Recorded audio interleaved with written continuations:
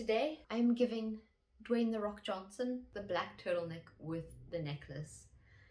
It's just the fit for today, even though I look like The Rock. Hi guys, and welcome back to my channel. If you're new here, my name is Hannah and welcome. So for today's video, I'm going to take you through how I organize and keep track of my readings. This is all my statistics, my wish list, books I've read, books I've bought this year, what books I own physical copies of that I haven't read, my thoughts and opinions on them, my reviews. This is going to be a video showing you how I keep track of all of this because obviously that's a lot of stuff to keep track of. Got a very good system in place. My specific way that I keep track is all digital. I don't have a reading journal. I know some people do have reading journals. I personally prefer the flexibility of digital planners and digital organization just because then when things change or if I need to update something, it's really easy. And if I make a mistake, I don't have to scratch it out and then it makes my reading journal look ugly. Trust me, I have wanted to be a physical journal girly for so long and it just doesn't work with me because I get too caught up over mistakes. Like if I spell something wrong, I have to cross it out.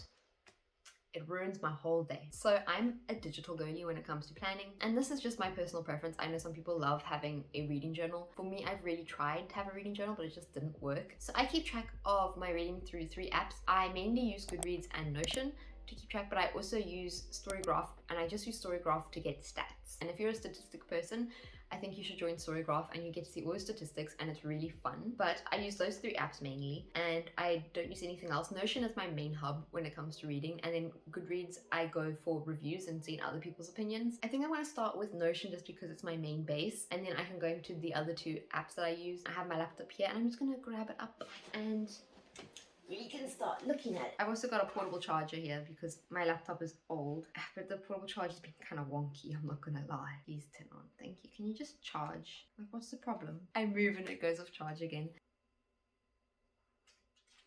Okay, let me start screen recording for you guys. Just a little note beforehand, I am going to show you my Notion template. So if you like it and you think it'll work for you, then I'm going to have a blank version of this in the description down below. So if you want to use this and you want to get it, then just follow the link in the description. With that out the way, let's just jump into the video. On Notion, I have Reading 2022 and I have Reading 2023. This is where I keep track of stats, books I've read, my wish list, and my TBR. I'm not going to show you 2023's one. I'll probably show you at the end of the year when it's finished, but I can show you 2022's one. But just a forewarning, I didn't actually complete this one for 2022 and you'll see what I mean in a second. There's some information missing, so this isn't the full information for the year because I think the last 3 months I wasn't very good at keeping track of it. This is my reading page. This is where I keep track of all of my reading stats, information, things that I need to know. So the first thing that I've got is a bylog. This is actually just for my own interest's sake. I want to see like how much money did I spend in the year on books. It hasn't been updated. You can see the last book I bought was in August. I don't know if that's accurate. I'm pretty sure I got some books for Christmas, but so this is up until August, and you can see I have the title of the book, the author, how much it was. So this is in Rand. I think the exchange rate is $1 is 18 Rand. You can do the math if you want to do the math. I do the price of the book. Did I get it from like first hand, second hand, or like did someone give it to me as a gift? Where did I get it from? It's a gift. I don't know where I really got it from because someone else bought it for me. But the where is like which bookshop did I get it from? And then the month bought is self-explanatory. I can sort of then categorize it and see which month did I spend the most money on books. And then I have a little column here which is just for did I read the book? Like I have read Ninth House, but I read it this year, so I didn't read it last year, so I didn't check it last year. I actually did a good job of reading the books that I bought last year.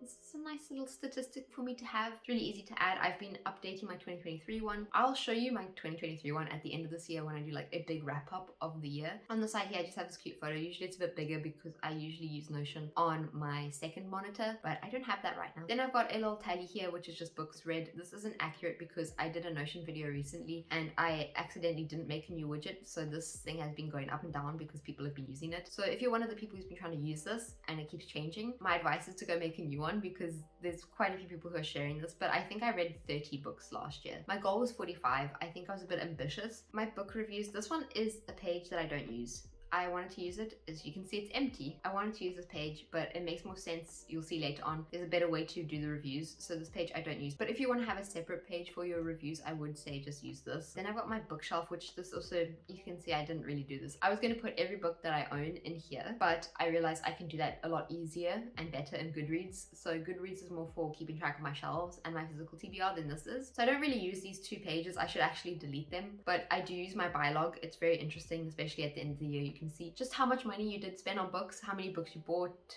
did you read more than you bought? What shops did you frequent the most? It's very interesting. It's a nice statistic, and I think it's something you can only do on a program like Notion or Excel, because Goodreads doesn't really have the function to do this. Now onto my favorites. This was something that I really liked doing, and it was a lot of fun. So basically I have the months here. They are a little bit off center on my screen. That's just because, again, this isn't usually the screen that I look at Notion on. I have a bigger screen, which is where I usually do my notioning and organizing. Basically the idea behind this, my favorites page, is that with each month, depending on how many books you read, you pick your favorite book from that month and you put the cover of that book underneath the month that you read it in. So you sort of get an overview of all of your favorite books for each month. And it's really nice because you see it fill up at the end of each month, and it just slowly, you see it almost like the year progressing, but in your favorite books for each month. So you can get a brief little glimpse of your favorite books of the year. But so basically you have January, February, March, April, and it goes all the way down. I didn't do October, November, and December because I know for a fact that I was in a bit of a reading slump here. And I think between these 2 months, I only read 2 books. And I think that was Crescent City 2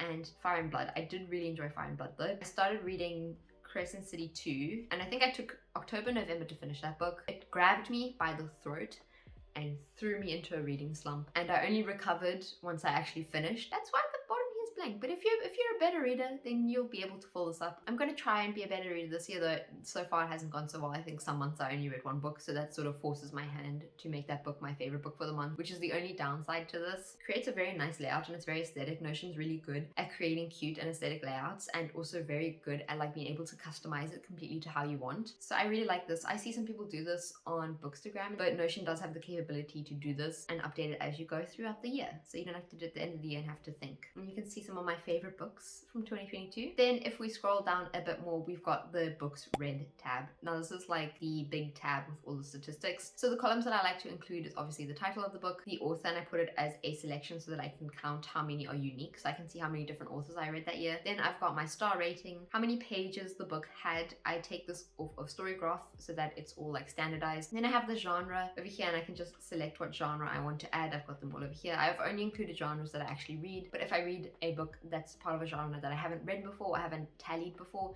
then I'll just add it. I've got the pacing. Was it fast, medium, or slow pace? Fiction or non-fiction? And what a surprise, every single book on this list is fiction. I don't read non-fiction. I would lie and say maybe I should read non-fiction. You know, maybe it'll educate me. To be honest, I know this makes me sound really shallow, but I'm not reading to educate myself. I basically just read so that I can just go somewhere else for a little bit.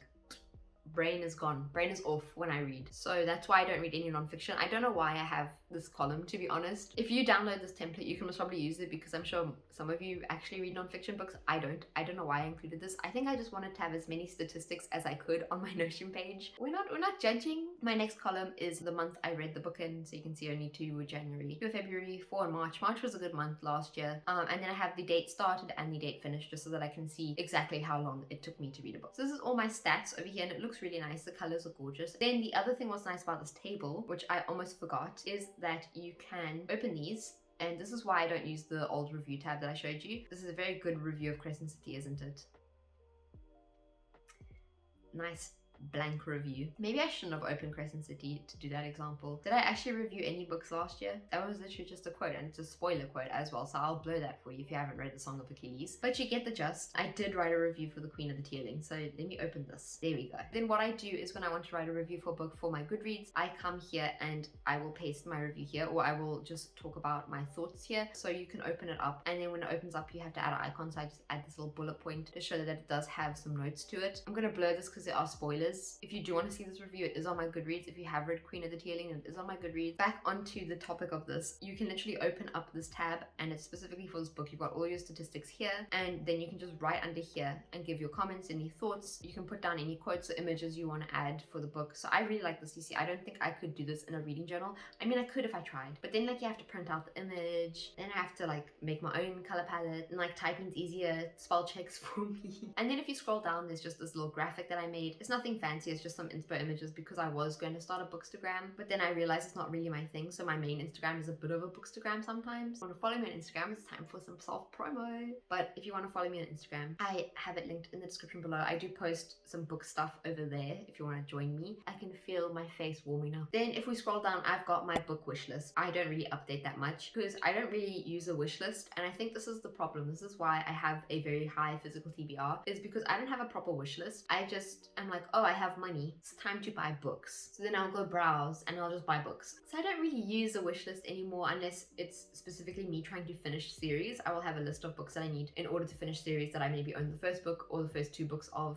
This one is outdated. I do have some of these books now, but I sort of do keep my wish list more in my head now, which is probably why I had such a high physical TBR. And if you don't know how big my physical TBR is, then I recommend checking out this video. But yeah, that's my space for Notion, and it's really useful. I will include the link to it in the description below. If you have any questions about it, then don't be afraid to send me a message about it. I'm going to hop on to the other 2 apps now. I'm going to start with Goodreads. Most of you I think know what Goodreads is. Goodreads is basically a really great app for keeping track of your books. I'm going to go to my profile. As you can see here, you can have shelves, and the shelves is very useful because you can add books and you just search over here. So if I need to search, let's go Crooked Kingdom because it's right there. Start typing and it'll come up with any books that have the name Crooked in it. And if you want to look at them, you just click, and then you've got your information over here. You've got the average star rating, how many ratings it has, got the covers. You can buy it on Amazon because we're self-plugging ourselves here because Goodreads is owned by Amazon. You've got any awards that have got the original title, characters. It is very useful because you've got like a lot of statistics here, and if you want to see the blurbs, this is great. I also use Goodreads to come and look at reviews of books, and then if you scroll down past that, you can see other people's just based off of how many likes they have. So obviously the most liked review will be at the top. You can see all of your reviews here. I actually am the type of person who doesn't read a review before I read the book. I will look at the star rating of the book up here before buying it. Sometimes that will dictate whether I buy a book or not, but I don't actually look at the reviews. I save that for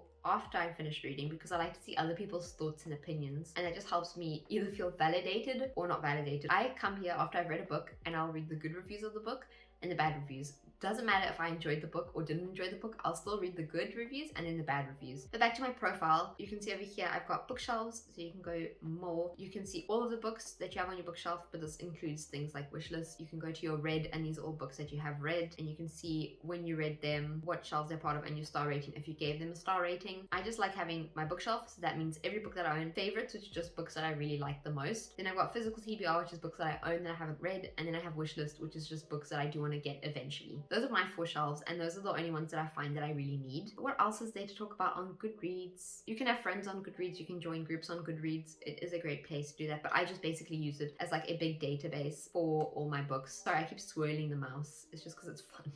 Because I'm using my touchpad. I usually don't use my touchpad, and I usually use my actual mouse, but the touchpad's kind of fun. There's not much more I can say about Goodreads. It's Goodreads. I think most of us know how Goodreads works. You can have a reading challenge if you want, and I'm reading Scythe right now. I do need to update this. I'm not very good at updating my Goodreads or Storygraph though. I just read a book and then I close it, and then I pick up another book. I've seen memes where people say they close a book and the first thing they do is go and update all of this stuff, add a star rating, go mark it as finished. I would like to do that, but I'm definitely more of a, oh, I finished a book, puts book down, forgets to do that, then go picks up another book, completely forgets what date I finished it, when I even started it, because I didn't mark it when I started. I just picked it up and started reading it. Then I get stuck in the cycle when I don't know when I read books. So I'll be like, I finished this book. I sort of think I finished it around here. I don't know when I started it. I have no idea how long it took me to read it. And then when these sites ask for that, for the statistics, I'm like, I don't actually know. Oh, also what I want to say, I'm on Goodreads right now. Goodreads has an app for the phone, and so does Notion. So Notion you can actually also access from your phone. So I could update it on my phone. I don't even have to get out my laptop. I'm just being lazy.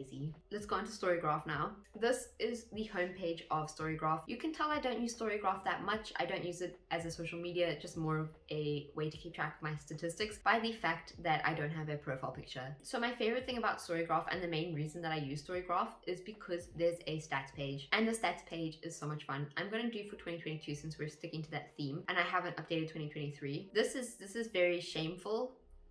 I don't think we should dwell on this. Sometimes you don't reach your goals, but it's about carrying on and not quitting.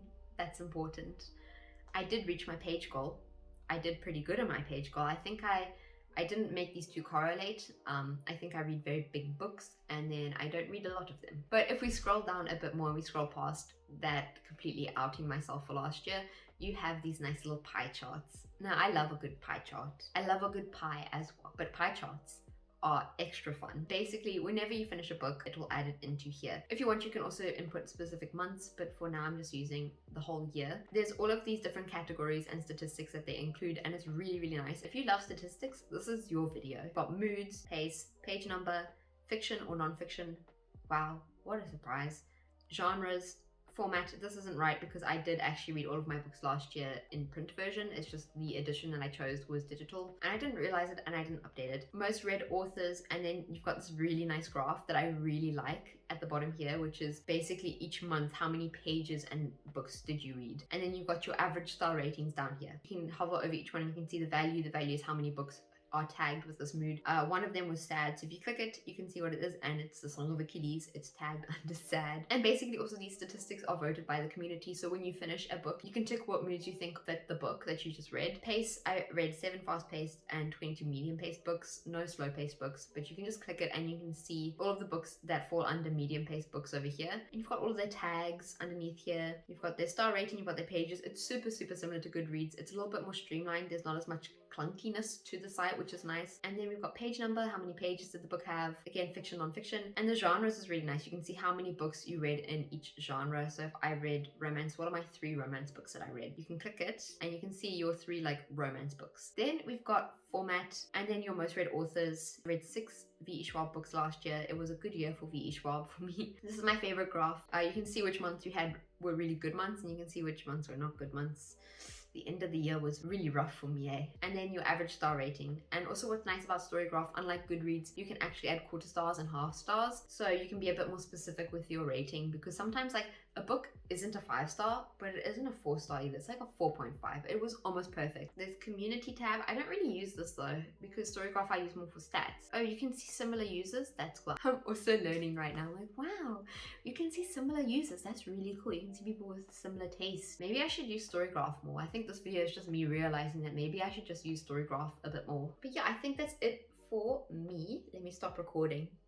So that is it for today's video. I hope you guys enjoyed it, and if you did, don't forget to leave a like and hit subscribe.